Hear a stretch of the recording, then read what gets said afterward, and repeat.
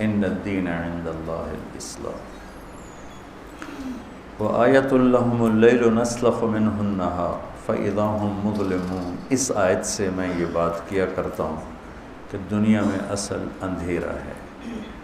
اللہ تعالیٰ نے کہا میری نشانیوں میں سے رات ہے، اس پر سے میں دن کی کھال اتار لیتا ہوں۔ سلخ یسلخ، کھال اتارنا۔ تو اس کائنات کو تشبیہ دی ہے ایک جانور سے،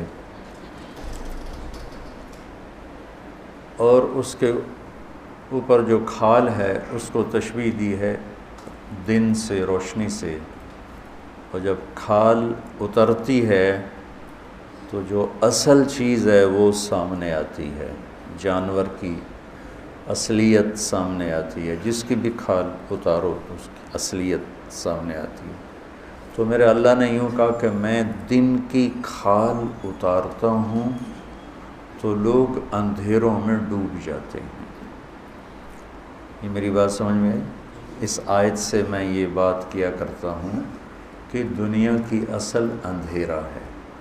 سورج کو اللہ لے کر آیا، 4.5 ارب کے بعد سورج کی روشنی ختم ہو جاتی، پھر وہاں اور سورج ہے۔ دنیا میں اس کائنات میں 3% روشن ہے اور 97% اندھیرا ہے، چونکہ وہاں سے روشنی گزرتی نہیں، تو اندھیرا ہی اندھیرا ہے۔ یہ جو 3% والا حصہ روشن ہے، اس میں بھی کہیں اندھیرا ہے کہیں اجالا ہے۔ اور روشنی علم ہے، نور علم ہے۔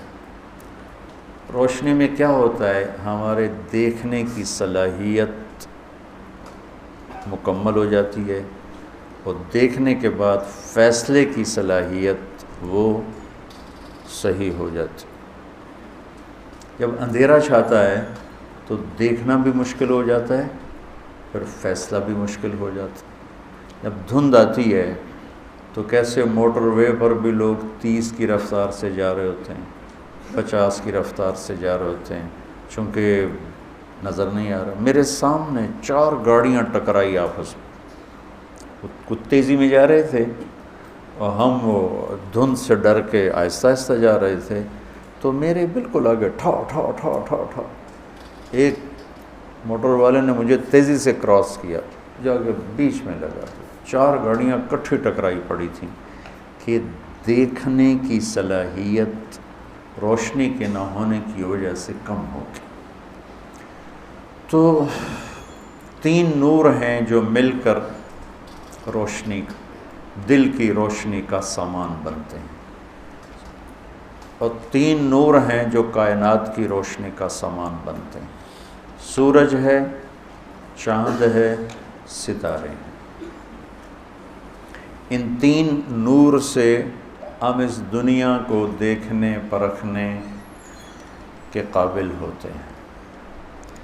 دل کی دنیا میں بھی اندھیرا ہے، اس کے لیے بھی 3 نور اللہ نے اتارے ہیں۔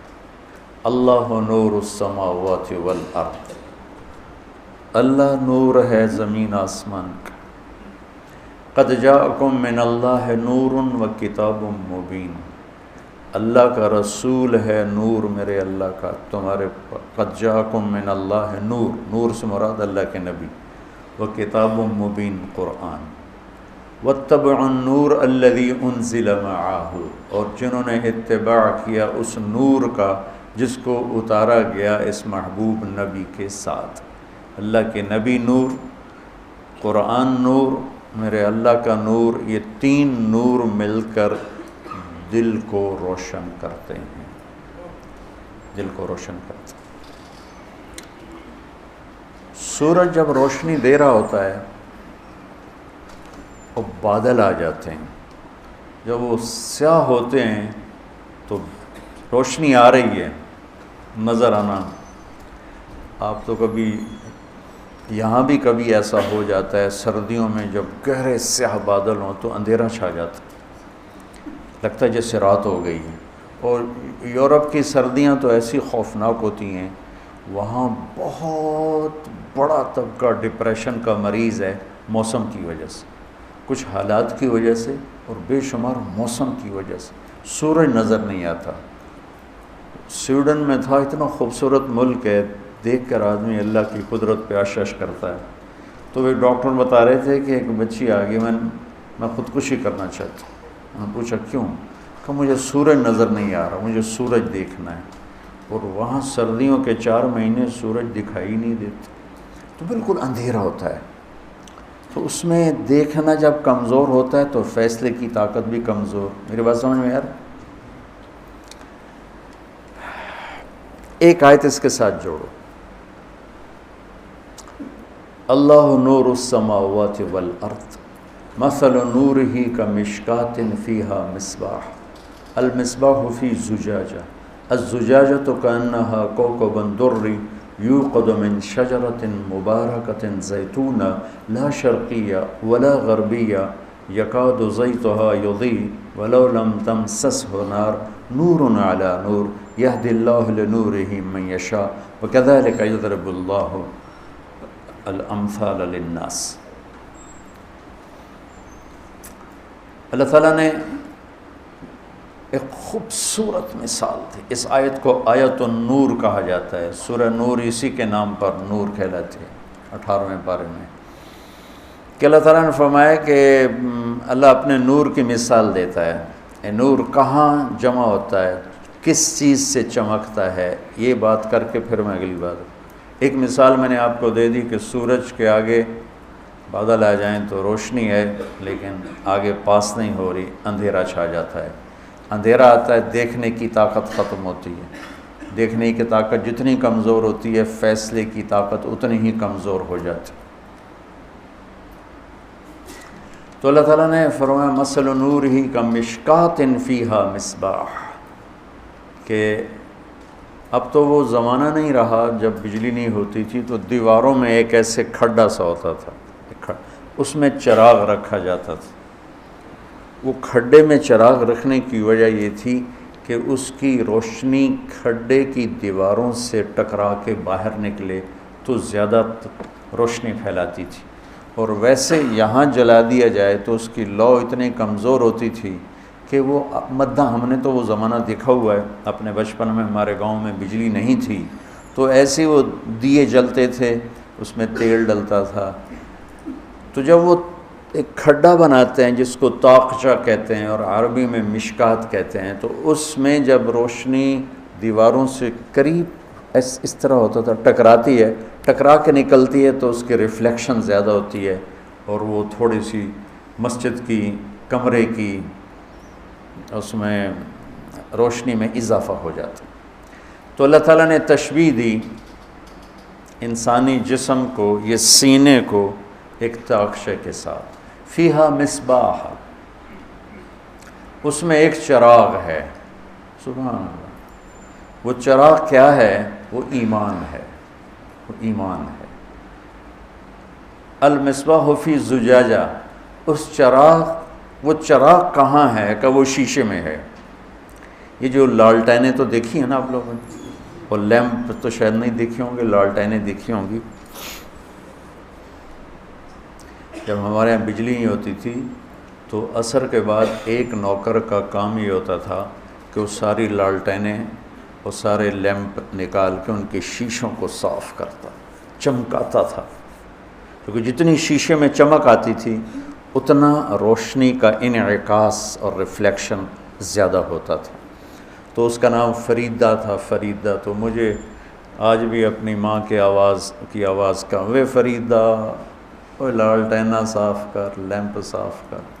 ہمارے والد کے کمرے میں لیمپ ہوتا تھا اور ہمارے کمروں میں لالٹینیں ہوتی تھی، تو ان کو چمکا رہا ہوتا تھا اور صاف کر رہا ہوتا تھا. تو جب اس پہ دھبے ہوتے ہیں تو روشنی اس کے اندر سمٹ جاتی ہے کہ وہ دھبے اس روشنی کو نکلنے نہیں دیتے.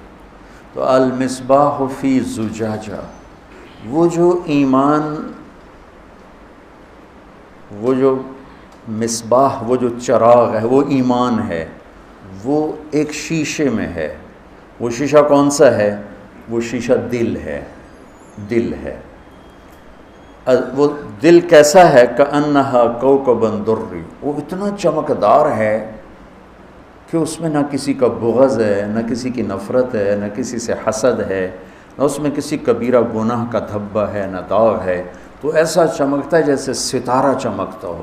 تو جب وہ ایمان کی شمع اس شیشے کے خول میں آتی ہے تو اس کی روشنی دگنی تگنی ہو جاتی ہے۔